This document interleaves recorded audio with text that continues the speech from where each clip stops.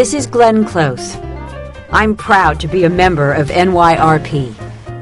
This year, we're celebrating 10 years of remarkable work in bringing life back to the parks of New York's neediest neighborhoods.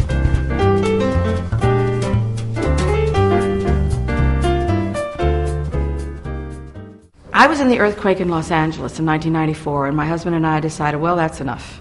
And we moved back to New York in September of 1994. I thought New York looked like a woman who didn't care how she looked. It was as if the parks had been abandoned. And I said, I've got to find out how to fix this. I started making my calls, and I called and called until I got the right answer.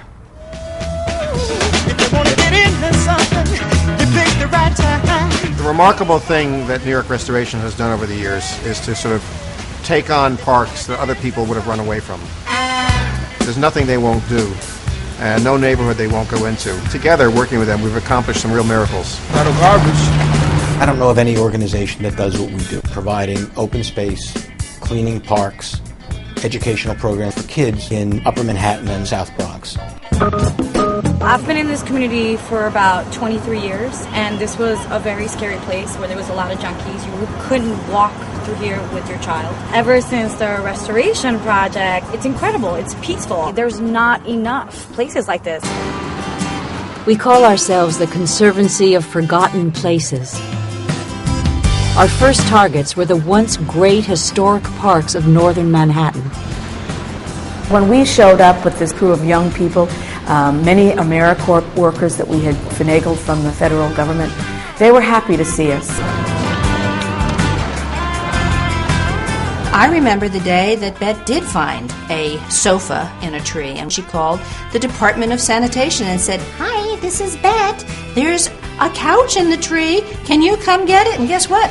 The sanitation department got in their trucks and went up there and got that sofa out of the tree. Thank you. Bet had the genius to see very early that the way to go was to work with the government, not against the government.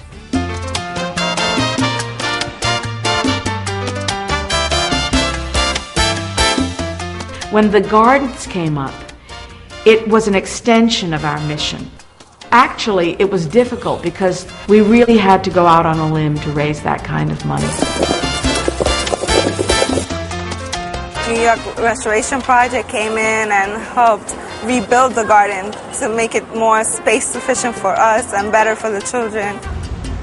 We got watering, harvest, composting toilet. That was very important for us. So they have helped us a lot. The idea that things grow and that nature provides this enormous bounty for human beings, I think is really important for kids to learn. It's really, really important that kids have a chance to put their fingers in the soil. It gives them the spark of the divine. Swindler Cove is the jewel in our crown. Swindler Cove was a dumping ground, a place that only people doing the worst possible things ever came to. When I went to school here, it was like all the garbage and all this stuff, it was stinking over there. And now when they're growing plants and stuff, it's pretty, and all these things that we're doing here is nice. I always asked my dad if I could go fishing. So without my dad, since he's in Iraq, without him, I went fishing, and it reminded me of him.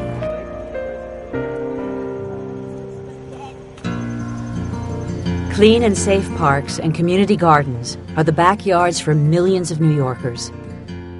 Our goal, with your help, is to ensure that these open spaces continue to thrive for everyone. Things have gotten so much better, but we're always sort of a step away from having things go down again. We really need the private sector involvement. We need the citizens and people who give to New York Restoration Project to keep doing it. You can see exactly where your money goes. It goes into the ground, and you see the fruits of your labor. In the old days, I used to say, the biggest city with the littlest heart. But I don't feel that way anymore. After 10 years of asking, and after 10 years of being blessed by this bounty that New Yorkers have provided for other New Yorkers, I'm absolutely stunned by their generosity and so grateful. But you got to have friends.